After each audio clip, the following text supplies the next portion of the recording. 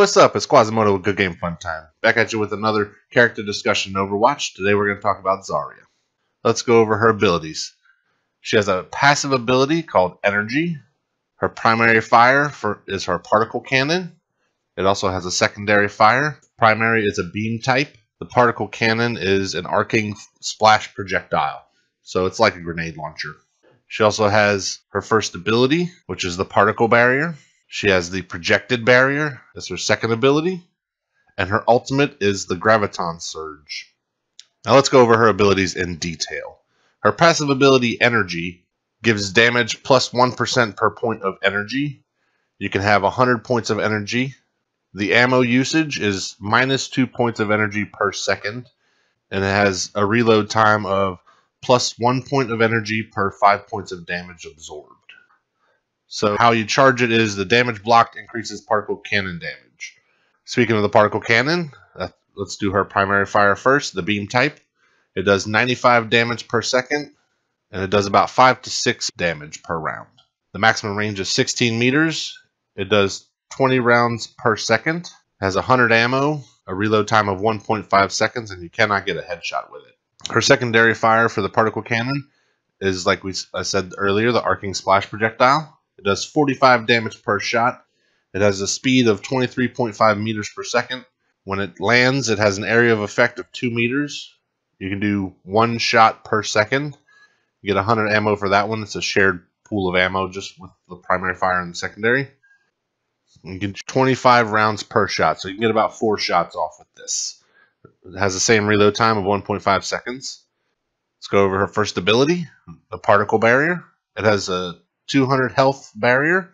It lasts for 2 seconds and a 10-second cooldown. And this is the barrier for herself. It shields her against incoming attacks. It redirects them and charges your passive ability, Energy.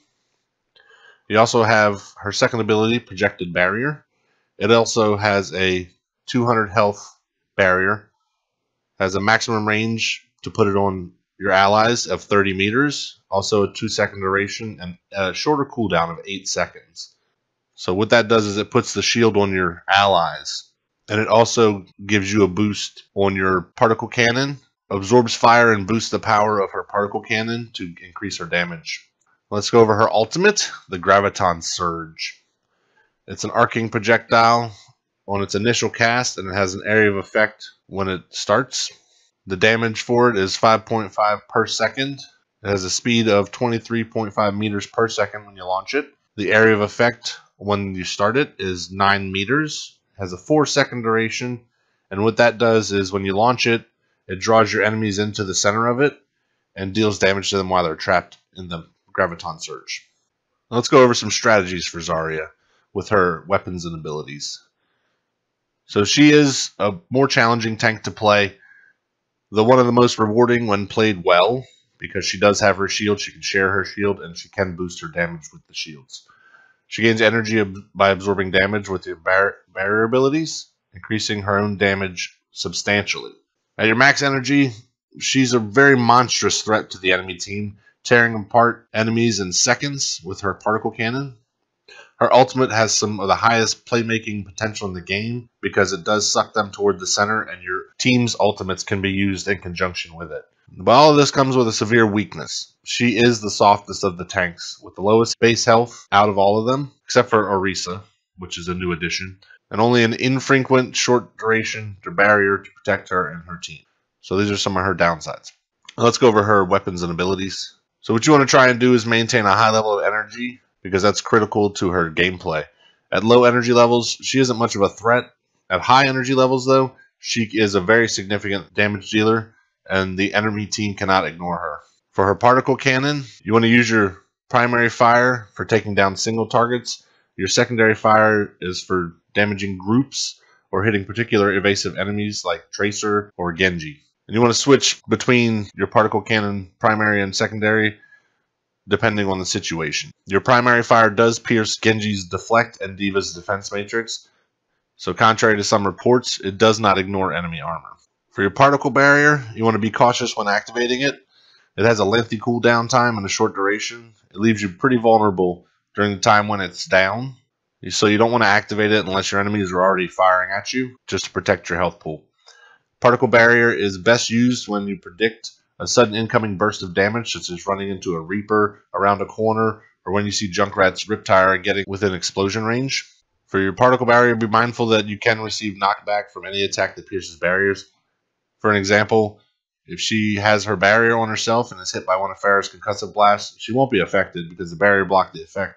However, if Winston uses his ultimate and starts swinging at Zarya, it will knock her back even if a protective barrier is active, since melee attacks pierce barriers.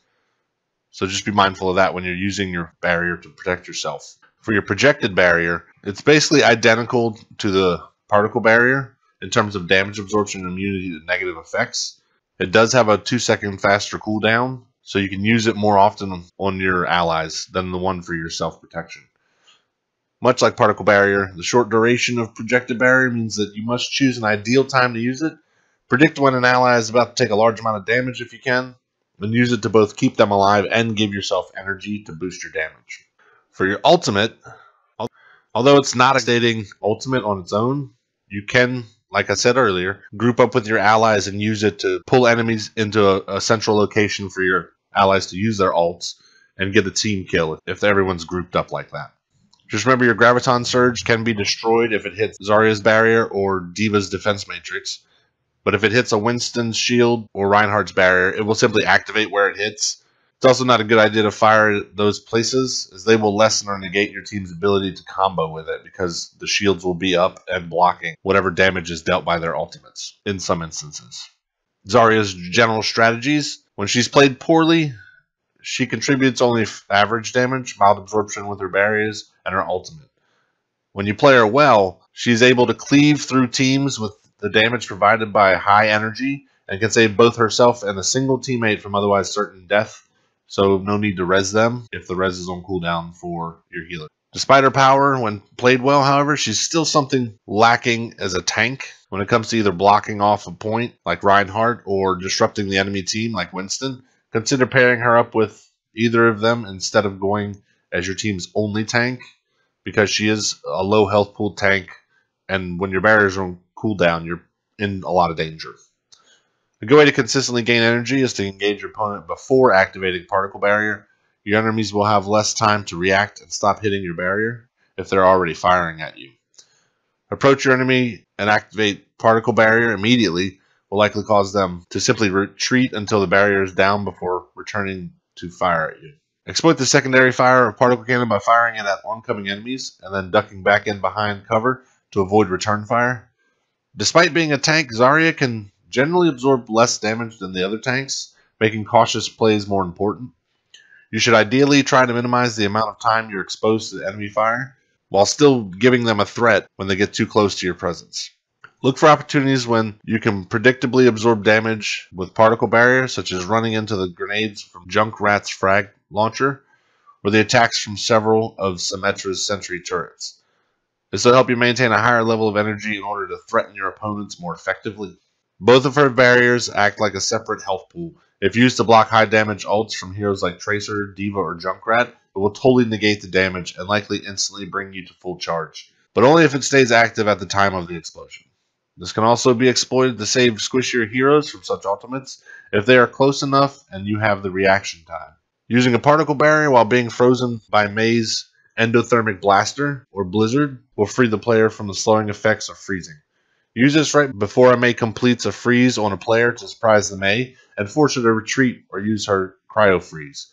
Also, this can be used to free players trapped in Mei's blizzard, as it gives 2 seconds for Zarya or a shielded player to leave the radius of the ultimate unslowed. So just remember that whenever you're encountering a Mei. A substantial portion of Zarya's health is composed of shields. When you see yourself getting below 50% health, duck into cover to give your shields time to regenerate. This will allow you to keep fighting far longer than staying out in the open constantly will. Your projected barrier is one of Zarya's strongest abilities. It gives a single ally a substantial increase in health, allowing them to absorb more fire than normal, as well as giving you energy to increase your damage. So when you have allies such as Reaper and Roadhog, they benefit immensely from the projected barrier, especially when they are using channel ults, as it will stop them from being interrupted temporarily. An ally Reinhardt holding up a barrier can also be a good projected barrier target, as all damage that would be absorbed by his barrier is instead absorbed by yours. Can also save an ally like Mercy from being killed by enemy flankers if applied in time. Just be mindful of your surroundings, and if anyone is flanking, be sure to throw a shield on them when they're taking a lot of damage. It's a way to help your healers out as well. Rather than throwing it out randomly, consider the enemy's team's composition and position and decide whether throwing it on an ally for extra energy is better than saving it in case of a flank, such as a Genji or a Tracer. In regards to your Graviton Surge, it is one of the trickiest ultimates in the game to use correctly, but it can have devastating effects when deployed at the right time. It's also one of the slowest charging ultimates of any hero.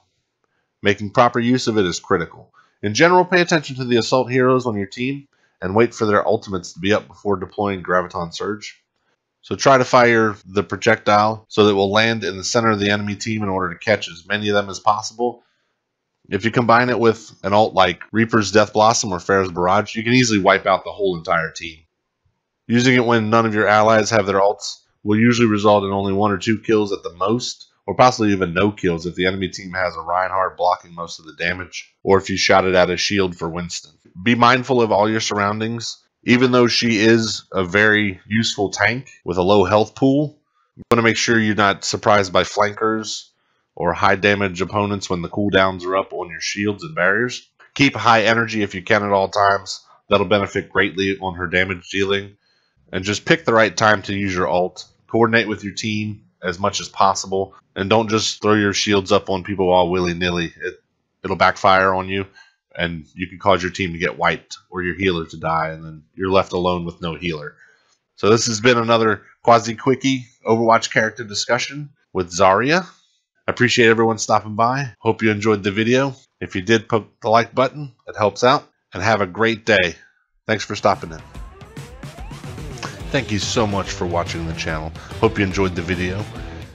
You can go ahead and click on the right to subscribe and on the left for another video to watch. Hope you enjoyed the content. Hope you stop by again. I greatly appreciate the support. And as always, happy gaming!